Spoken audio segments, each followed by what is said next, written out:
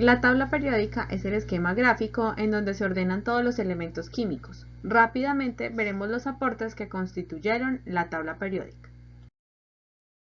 Dobereiner fue el primer químico que intentó ordenar los elementos en 1817.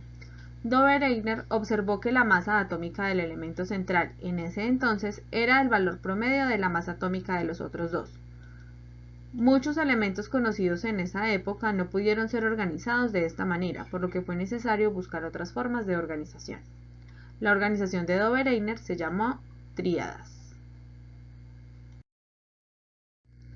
El geólogo francés Alexandre Champ-Courtois propuso una organización tentativa para los elementos que llamó tornillo telúrico. Los ordenó según su masa atómica creciente y los distribuyó en una espiral que se encontraba sobre la superficie de un cilindro. John Alexander Newlands organizó los elementos de acuerdo con sus masas atómicas, de los más ligeros hasta los más pesados. A esta organización la llamó octavas por su similitud con los 7 intervalos de la escala musical. En forma independiente y casi simultánea, el sistema de clasificación de los elementos, muy similar al empleado actualmente, fue propuesta por dos químicos, Lothar Meyer y Dmitri Mendeleev.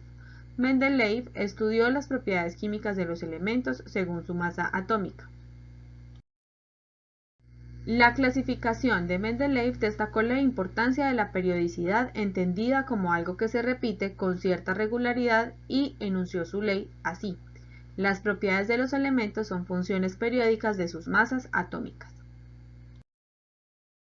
Después de 40 años fue evidente que la masa atómica no era un criterio certero para la clasificación de los elementos, por lo que el físico inglés Henry Moseley ordenó los elementos de acuerdo con su número atómico, que es igual al número de protones que hay en el núcleo de un átomo. Meyer enunció su ley periódica así: las propiedades físicas y químicas de los elementos son función periódica de sus números atómicos. En la tabla periódica moderna, los elementos se colocan en orden creciente de su número atómico y no por el de masa atómica.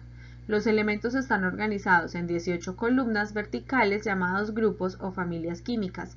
Los elementos de una familia son similares en propiedades físicas y químicas. Cada una de las filas horizontales constituyen un periodo. Los elementos de un mismo periodo tienen igual número de niveles de energía. Los elementos están organizados en la tabla periódica de acuerdo con el aumento de su número atómico. Esta organización permite predecir las características físicas y el comportamiento químico de un determinado elemento al conocer su ubicación en la tabla periódica. Muchas propiedades de los elementos se repiten periódicamente, es decir, presentan valores semejantes a intervalos más o menos regulares al aumentar el número atómico. A esto se le conoce como propiedades periódicas. El radio atómico se define como la distancia que separa el núcleo del electrón más externo. No es posible determinar con exactitud el radio atómico de un átomo debido a que no es una esfera dura con un límite definido. La electronegatividad es una medida que muestra la habilidad de un átomo en una molécula para atraer los electrones que participan del enlace. El valor de la electronegatividad está dado por la escala de Pauling, donde el flúor tiene un valor de 4 y el francio, que es el de menor electronegatividad, tiene un valor de 0.7. La energía de ionización es la energía necesaria para remover un electrón de mayor energía de un átomo gaseoso.